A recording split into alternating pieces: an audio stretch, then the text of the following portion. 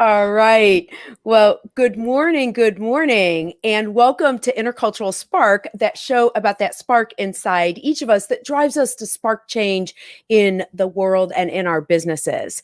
And today, our guest is Sara Weiss. She is a national speaker. She's a leader, an author, and founder of the coaching and leadership company SaaS Boss. She says not being defined by the box that people try to put you in is her superpower. And that is how she is healing and changing the world. So we are excited to welcome Sara Weiss today.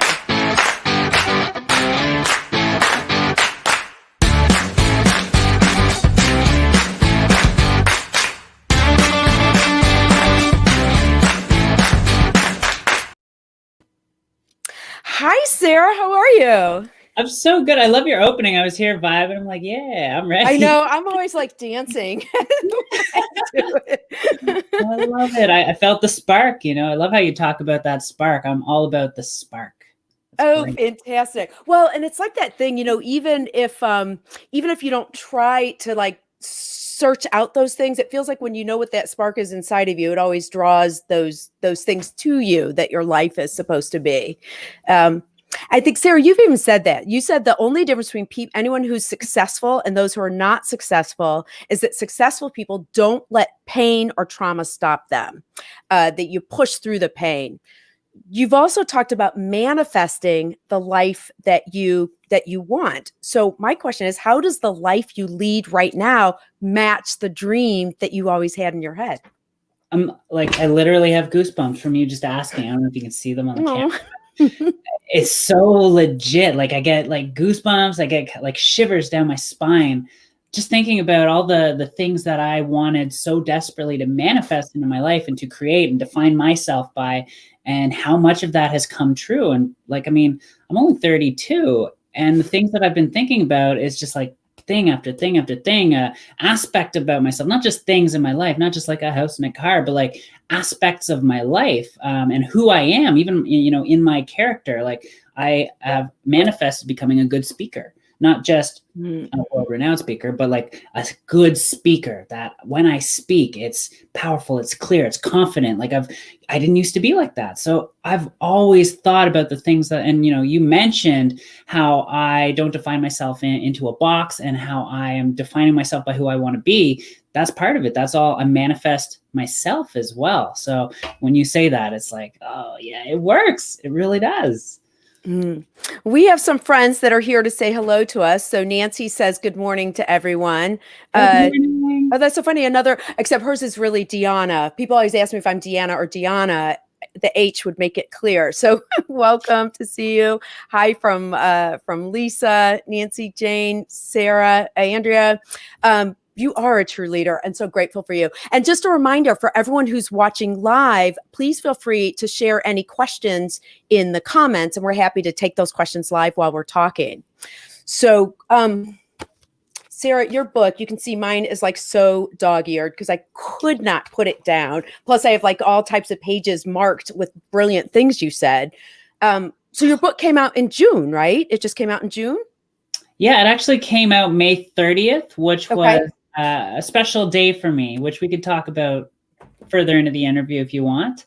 It was a 5-year anniversary of me coming into my truth, we'll say. Well, and I think that's so funny because the way that I have the question phrased leads exactly to that, which is a lot of people feel like they need to hide their true selves. And then, especially public relations, you only want to show the strong side and how you do things well. I mean, you pretty much, there's like no holds barred here. Like you shared pretty much everything. So yeah. I mean, like you said, so many people, they only share the successes and the good things. And I think it was about 2-3 years ago, I realized that, first of all, we can't relate to those people because nobody's perfect. Nobody is perfectly successful. Nobody has not made mistakes. So why aren't you talking about the mistakes? That's really how you can connect with people, is by letting them know, hey, I'm human too. I make tons of mistakes. I have failed at many different things that I've tried. I've done mistakes over and over and over that I didn't learn how to do better until, I noticed that I kept repeating it. So I realized that when I share the true, authentic version of me, which has made all those mistakes, people relate, they connect. And you know what? A lot of them haven't lived the type of life I have, but a lot of them relate to the mistakes, the failures, the roadblocks, the road bumps, and all that stuff. So I'm able to actually truly connect with people in that I'm not perfect, just like nobody is. Well, and do you want to share some of your personal story? Because you just started a second ago by saying that a lot of this journey started 5 years ago. Do you mind sharing what are those things that are personal to you? And then how do you relate those to the work that you do now in terms of coaching and leadership? There's a lot. That's why I wrote a book. But one of the big thing that everyone is always curious about, and I don't talk about it too much because I'm talking about more of my current stuff. One phase of my life that really shifted everything was 5 years ago. Well, now I guess almost 6 years ago, that I came out on Facebook, told the world that I was transgender. Now I don't hold that label because I don't need a label. I am who I am. I'm a woman. I'm whatever you want to call me. You can call me, but how I see myself is just what I see in the mirror and in my soul. But when I told the world that, it rocked my world. It flipped everything upside down. A lot of people who were close to me left me high and dry. People kind of came in and started to support me. I lost my house. I lost my family, temporarily lost my kids kind of. It was a complete crap storm, for lack of a better swear word. It was a crap storm. But that spark inside, and I love how you use spark, because I always think of it as there was this little spark inside when I was so broken, so hurting, so defeated, deflated, wanting to end my life. There was this little spark inside that just kept saying, just keep moving, just keep going. It'll change, it'll get better. And I just kept walking into that crap storm and thinking about who I wanted to be, where I wanted to go, who I wanted in my life, what kind of support I wanted, the love I wanted, all these things. I just kept holding on to that vision. So the May 30th release of that book was my 5-year anniversary of telling the world and stepping into that storm that I have well overcome. Well, and sometimes I think that idea of sharing your story, you are sharing that story at a time now where it's pure strength of here's what I went through. And it sounds like, just reading it as well, though, it was a lot of, it was so many multi-layered. So you're saying again, and I've also recognized that you're the vibrant person that you are right now. So trying to be sensitive with any sort, with labels. It's interesting because I know Elliot Page came out as transgender just today and was talking about how he wanted to be a role model and to help with others because of how society sometimes can judge or be negative. So I don't know if you have any thoughts on that, but Sara, it's when I talk about multi-layered, it was everything you were going through, everything inside your head, what you were feeling, but also you had a hard childhood like anybody would have had. I mean, you had some really hard issues with your whole childhood as well. Yeah, well, I mean, so many people do, like you just said, and you can't really compare one challenge to the next. What I've learned is that whenever anyone's going through a challenge, it could be the hardest thing they've ever gone through. So the hardest thing I've ever gone through can compare to the hardest thing anyone else has ever gone through, even if it's nothing like what I've gone through. And if on paper it looks like what I did was harder and what that person's going through is not as hard, but in the end, it's the hardest thing they've ever gone through. That's the toughest challenge they've ever experienced, which that's how I feel. That's how they feel. So really, they're exactly the same. So I've realized that. And whenever telling my story and people are saying, oh my gosh, that must have been so difficult, I remind them that you have just as much strength as I did to get over what I've gotten through, because you've gone through your challenges and it might have been the toughest thing you've ever gone through. And you needed strength for that and to keep moving and that spark. So we are all equal when we come out of challenges, doesn't matter what it is. And that strength that we have, we don't realize we have that strength until we're through it, until we've gotten over that big road bump, that challenge. I remember a lot of people telling me, you're so strong going through this. And I didn't feel strong. I felt very weak. I was crying all the time. I was like multiple times a day. I felt so broken, deflated, and defeated. I did not feel strong. But now I know how strong I was because I got through it. And I say this to anyone who's going through hard times right now, who needs that strength. You have it. You don't need it. You have it. All you need to do is keep going forward. And when that crap storm is done, you'll realize how strong you were. You know, it's interesting. The only two things I'm fascinated at this idea of the hardest thing for one person may be, it doesn't matter, I guess, how other people view how hard your challenge is. If it's hard for you, that makes it a hard challenge. But I also look at how society looks at it. You know, it's this is about you, but I'm thinking when you say, okay, what's the hardest challenge you've been through? For me, it was probably back surgery when my son was like 3 months old, and then breast cancer. Now, in both cases, like I didn't feel like it was that challenging. It was more society or people afterwards saying, wow, how did you do that? But I guess if I'm hearing you correctly, it's kind of like when you're going through the challenge, you're just going through it. You're just figuring out, what do I need to do right now? Right. You know, I hear this from you. It's like, I wouldn't want to go through that. You must have been super strong. Like, that's my initial thought is like, wow, you know, for you to come through that, that's incredible. That's quite the journey of strength and hardship and determination, you know, self confidence to get through that. So I see that from my perspective, and I would not want to experience that. Actually, I think the funniest part for me with that, when you look at not letting other people define you, I remember being in physical therapy after my back surgery, and the doctor is like, all right, let me see how you can bathe your child. She was trying to do all the activities of daily living. And I looked at her and I said, this is really important. Every year on my birthday, I go outside and do a cartwheel. It's my age test to do a perfect cartwheel. I said, that's what I need physical therapy for. I need to be able to do a cartwheel again. So, you got to keep us young somehow, right? Yeah. So along those lines, okay, so now let's look at Sara for a minute. Sara as the coach and the mentor.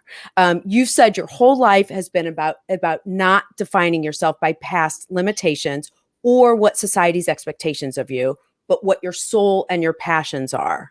So that sounds, you've talked about this a little bit, that sounds easier said than done. How do you stay out of the shoulda, woulda, coulda territory? You know, out of what could have been or what you should have been? You got to be my client for all the details, but I will try and pack as much as I can in a short amount of time, and not take up too much of this beautiful interview. A lot of it really, you know, I coach this 4-step thing. I've got all these little different 4-step, 5-step, 6-step things, but really the basis behind manifesting, the basis behind creating your dream life, designing a reality, becoming a better version of yourself, there's a real strong 4-step process that leads to the action. And that starts with vision. Everything is rooted from your vision. And then another thing, obviously, that a lot of people talk about is faith and belief. You can't have faith and belief in something if you don't have the vision backing it, because otherwise, you know, what do you have a belief in? You know, if you know what your vision is, you have that vision, that crystal clear vision of who you want to become, the life you want to live, the people you want in your life. When you create that vision of that, now you can look at it like almost on paper. It's like you created it. It's like, okay, I can believe in that. I can get behind it. I know what it is. I can see myself being a better version of myself. I can see myself in a better house, a better car, a better life. I can see it. So then I can believe it. It's like seeing it to believe it. Even though it's not existing, you can still see it in your vision. Once you have that vision, you can believe in it. You can believe in yourself, knowing that all you got to do is keep working towards it, stepping towards it. From that, you get passionate. When you have a solid vision, a crystal clear vision of the things you want in your life and who you want to become, and you believe in it and you believe in yourself, you start to get passionate. That just comes, it comes naturally. You don't have to ask for the passion. It just happens. It's like, I can do this. I just got to take the steps. And you just all of a sudden feel that energy. And that passion does lead to energy. That energy you feel that drives you out of bed every day to get your why. Why am I doing this? Well, because in my vision, it makes me happy. It fulfills my 6 human needs. It makes me motivated. It's all these things. Your why will motivate you. So when you have that vision, you know what you're going after. You're going to believe in it. That passion's going to kick in, and then all of a sudden you have this energy. I mean, this is why I can do so many things nonstop, and I keep going. And energy, as most of you probably know, is the creation of everything. Energy. When we have energy, we're creating. creative, we're creators, and we just start to build, we start to connect with people. That energy is just the creation of all. Once you have that energy, then you can take action on Yeah, whatever. I love it. Andra says, "Speak it, sister." Yeah. Yes. Yeah. And so many people clearly with what you're saying, though, like Lisa is saying, 2019 was a crap year, but she got through it with your help. Sherry, you inspire courage in me. Jane, love that. I love Andra's speak it, sister. It sounds like you're just inspiring so many people with that, exactly, with that love and with being your true self. Brianna asks, it's so important to have a vision. What did you do to create your vision that you manifested? And I think that's a great question, because when you talked about your vision, and this is very true in your book as well, like people sometimes think a vision has to be with a capital V, like I don't want, no children will go without food. And you're like, no, I actually want to do specific surgeries to, to support my journey. Or you had very specific material things that you wanted. That feels funny to me. And I don't know if it's that we feel like you don't deserve material things, but how do you find that? Like literally manifesting your vision of, I want more money, or I want a car or a house. Well, this requires some honesty with yourself, some real deep truth to who you are. I realized a long time that a lot of my desires were based on me trying to please people. People please. Anyone here ever people please? Oh my gosh. Probably everyone. Eventually you got to realize that your ego is involved in people pleasing. It's all about, well, will they accept me? Will they love me? Because I want this thing. What's funny? There's this misconception that wanting things comes from ego. So if I want a big house and a nice car and all these things, right, I can't want that, because then I'm not humble. Then that's me being hollow and materialistic. That's actually your ego controlling that, making you feel like, oh, well, if I want that, that makes me a bad person. No, if you want that, you want that. That's who you are. You cannot change that. If anyone can tell you that, it's me. So I had to really dig deep. It's like, what do I truly want? Without the stigmas that society puts on wanting certain things. So my vision came from my heart, what I truly, truly want. And there were some materialistic things, there were some spiritual things, there were some things that were just based on my emotions, based on how I want to give back to the world. But all of them are as valuable as the last and the next. What I find fascinating, I just want to repeat it back to make sure I understand it, because this really turns, it's a paradigm shift for me. The idea that pleasing people, trying to do what other people want, is actually what's ego-based. Asking for what you want is actually the selfless part. Like that is that I need to I need a minute to just wrap my head around that, because if we look at how we're supposed to behave in society, or what society expects from us, you're absolutely right. Wanting things or material things, people think, oh, you're greedy, or you're self-centered. And you're saying, no, it's just the opposite, to actually manifest what you want in the world. Right. Well, it's you being present with your soul. Wow. When you're trying to people please and you're in that ego, you're not present. You're somewhere else. You're not in your soul. You're not in your truth. So you're not aligned. You're not in flow.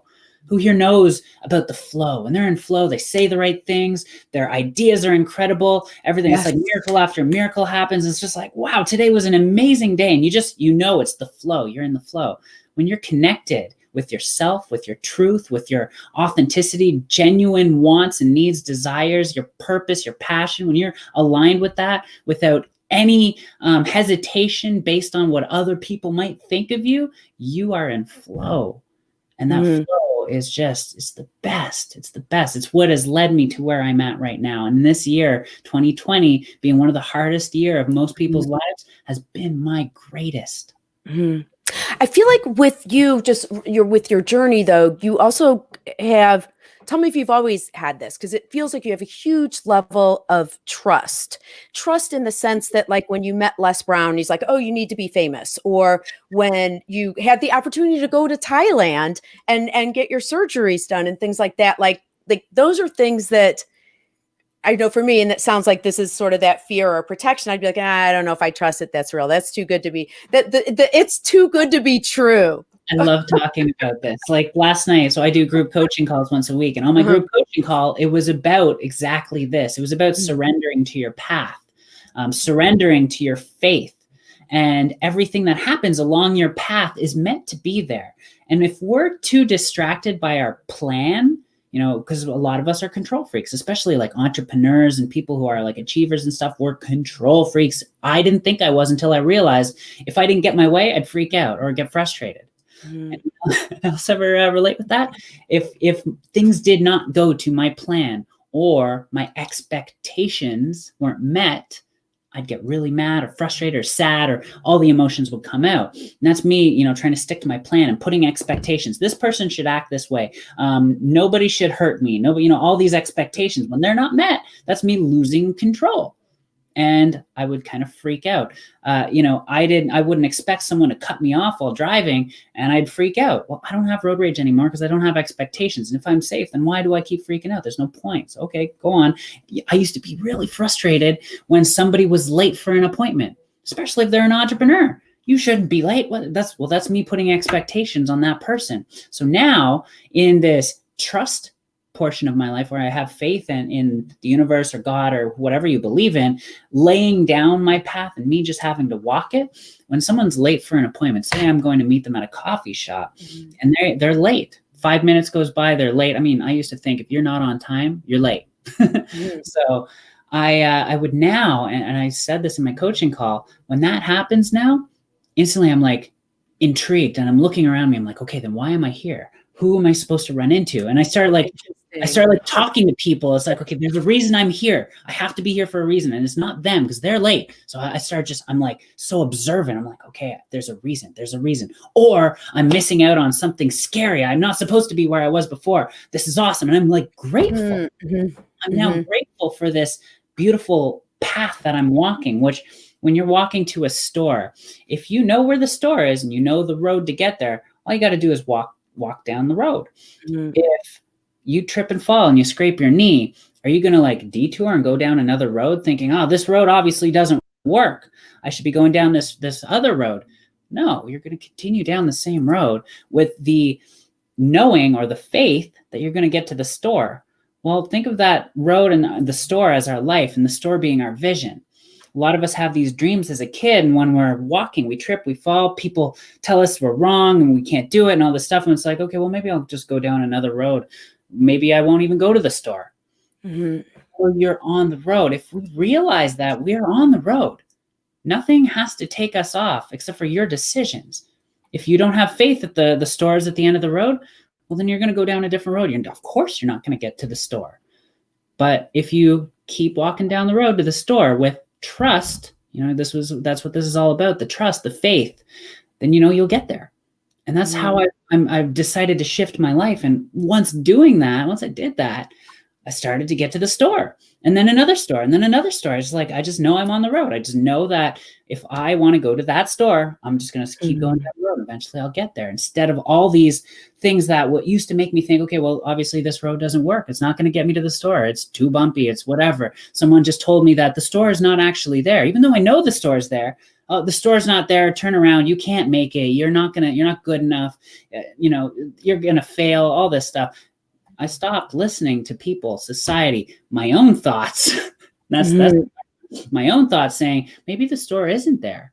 Maybe this road isn't going to take me to the store. We all have those self-defeating thoughts. Well, yeah, those inner thoughts.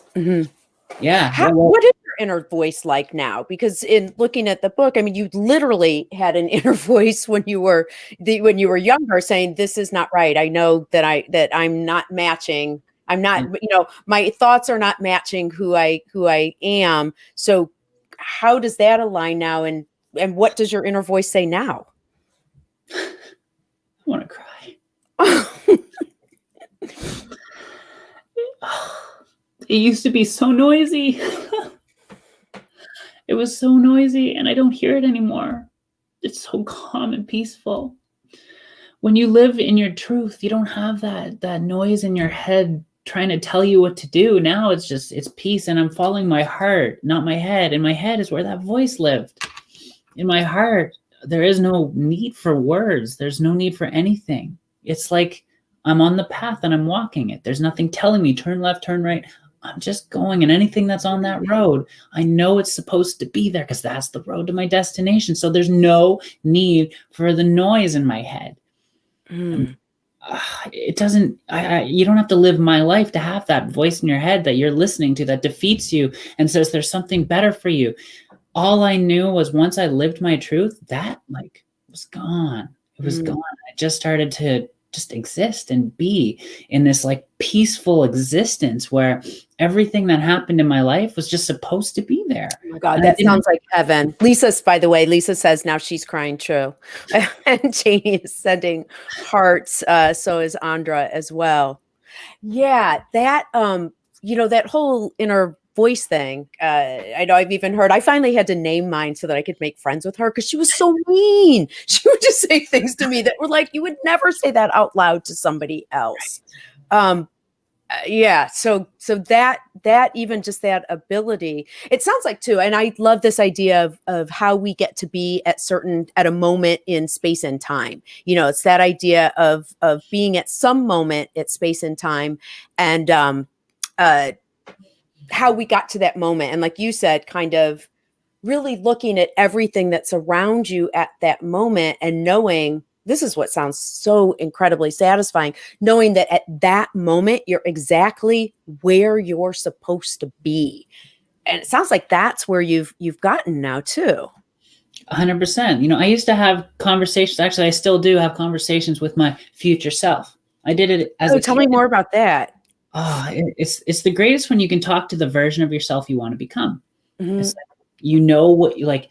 I used to look at future me, which is now me, and now I've got another future me, and now you is spectacular. So, and that's what I saw. I saw spectacular me. It was like the more confident version of me, the one who spoke well, the one who had a different posture, different walk, different talk, dressed differently, and I'd have a conversation with her. And you would think that future you would say, well, don't do this and don't do that and don't do. No, you know what future me told me? You're on the path. Just keep going. Nothing that happened. I love that. So future you wasn't judgmental about what you were doing. Future you was like, that's it. That's good. Nancy says, I feel what you're saying. Thank you, Sarah. Love you, girl. And Sherry says, I've been searching for the words to describe me when I'm being me. You described it so eloquently. And thank you for all the love. Oh my gosh, it's so wonderful. You really have so much love of people that you work with and you serve. And thank you. If people have questions, again, just go ahead and leave them in the comments. But it sounds like not only in finding yourself that, living your life as the fabulous woman that you are, how do you see, and I'm sorry if I cut you off with this question. It was all the love coming in the comments and that idea of being a role model. Cause I know for a while, like closer to when you were first going through transition and things like that, you were posting more on social media and the idea of being a role model. And I understand you're coming out now with a podcast and relaunching everything. So can you talk a little bit about that, both as a role model, but then also helping people achieve their dreams? First, well, I want to start that by saying, everyone who's watching, I'm looking into the camera right here. I'm looking and I see you. I see each and every one of you. I see your souls. I see your energy. I feel it. I feel it coming back at me and I'm sending right back to you. And there's this like circle of energy. And I want you to know all the stuff that you're going through. I see it right now and I see you.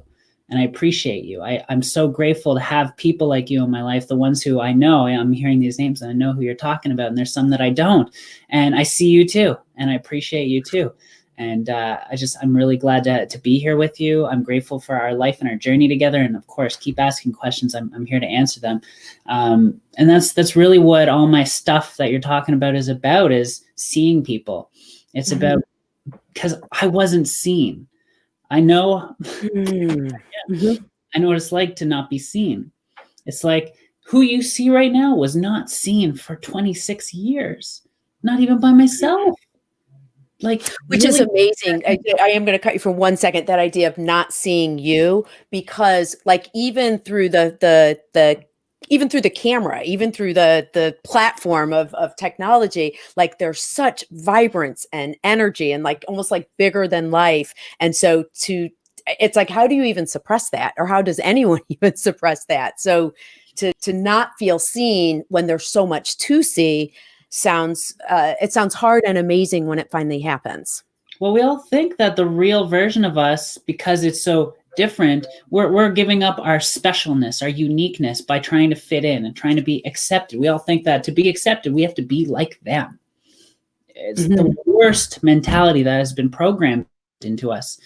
And once you can finally see yourself for who you are and accept yourself and share it with the world, that voice goes away. It doesn't need, that voice is that person who it's is everybody else wanting to come out. That's the version of you that is hurt and insecure, saying all these belittling things, these defeating things, because you haven't given it any love. You haven't seen that side of you. If it's not seen, it's like that the child that always gets in trouble because they want attention. Sure. That's the voice in your head. That's the insecure side of you that's not being seen. When you actually take a second to see, well, who am I? Who's that voice inside? Why are you so hurt? Well, maybe it's because you haven't loved that side of you that says, I'm a little different to my friends. Maybe I'm a big superhero nerd and my friends aren't. Maybe I like sports, or maybe, a lot of men and women don't allow themselves to like something that is masculine or feminine because they have a gender role, right?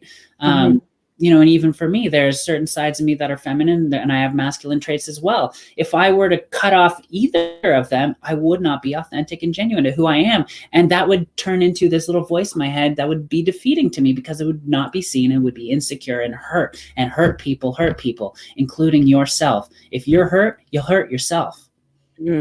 It's interesting along those lines. The idea when we look at the workplace, where sometimes that can happen, like I'm doing it right, I'm not doing it right, and a lot of the U.S. American workplace was originally predominantly male. So I remember I used to look at like when do men shake hands in meetings? Because in the old days when I was starting work, they would kiss your hand, or they would do and you wanted to fit in the way that men were leading the workplace. And so it was always that idea of, am I doing it right based on what the U.S. American norm is? And of course, you're always going to be self-conscious if you're trying to commit to somebody else. You won't stand out that way, though, and that's something like if you're thinking I'm supposed to shake hands certain way, kiss, whatever. But if you come in there and you're hugging people that are never hugged in a business meeting, guess who they're never going to forget? You. Actually, I'm just laughing. Although I had to be careful when I used to go to synagogue, because in Brazil, my husband's Brazilian. And so we do kisses hello. So I would you love people, you kiss them hello. But then when all the men at synagogue started lining up when I got there, I thought, well, maybe I need to back off for a minute. They're taking advantage of this one. Oh my gosh, Sarah, I want to show, we could just talk forever. If you can believe it, it's already been 30 minutes. I want to show your book. So for anyone who has not read Not Born This Way, you have to read it. It's just, you just feel like you could do anything as you're reading that. And Sarah, you become bigger in life as you jump off the page with that book. And then How to Crush Your Fear of Failure. You can also download that for free from sassboss.com. So I encourage everyone to do that as well, because that really, oh my God, again, that idea of inspiration. I just started reading that one. It's like, I can do anything. And thanks for all the love from everyone today. It's really been wonderful. I do wonder if anyone else has last minute questions, but Sarah, we started talking about the spark, and I know that you've talked about different things that are part of your spark. But if you had to think about what that spark was in you that sparks you to drive change in your business and the world, what do you see that spark as? It's vision. It's my vision, me holding on to the faith that I can live the life that I foresee, the one that I'm so content and free and living with the man of my dreams, married to the man of my dreams, going on vacations when I want. Congratulations. Yeah. Fulfilling my purposes in life and helping change the world. And I'm doing that. I've got a grander vision for it all, and I continue to hold on to that. But that spark was keep walking so you can get there to the store. Keep walking down the road so you can get to the store. And the store was my grand vision of the life I'm living right now. So wonderful. And I know just from the little bit that we have connected in terms of getting ready for Intercultural Spark, I have a new vocabulary word, which is manifest. So I had been thinking of the word miracle, like you're looking for miracles in your life, but I love the way that you talk about it as manifest, because it's not something that's coming from nowhere. It's really that vision you have that you're projecting out, and then the universe responds. And so I found that to be fascinating and thankful. And so thank you for that. Allie also says, thank you. This has definitely spoke to me. I enjoyed this immensely. So, all right, stay with me. I'm going to end our broadcast, but stay on for a second. Thank you so much to everyone who watched, and it was fun being bathed in all the love. Yeah, there you go. That that is out there for you as well. So, yeah, so more stuff coming in. It's wonderful to see you from Nana. Jane, absolutely amazing interview. So thank you all so much. And hopefully this will be available for recording. So we'll share it for people if they have questions even after. We'll make sure that those get to you. So one last thing for everyone to know where to find you. I want to make sure. So Sass Boss. I love that name too, Sass Boss. I don't just sit here and pat people's heads. I am a little sassy. I'll push you a little bit. You know, a good coach triggers you. I have some really good coaches in my life, and they're not like, oh, great job. They're like, they push me a little bit and they trigger me. I get triggered often by my coaches. So that's where the sass comes in, because I want you to feel those pains so you can heal those pains. And I just want to say thank you to everyone who hopped on. And you, of course, thank you so much. Your interview was awesome. I love how we just chatted and some awesome stuff came out. You're inspiring to me. And I know that the people watching who know me, they're probably going to watch more of your shows now, because this was awesome and so fun. Thank you so much. All right. Thank you, Sarah. Thank you. Bye. Bye.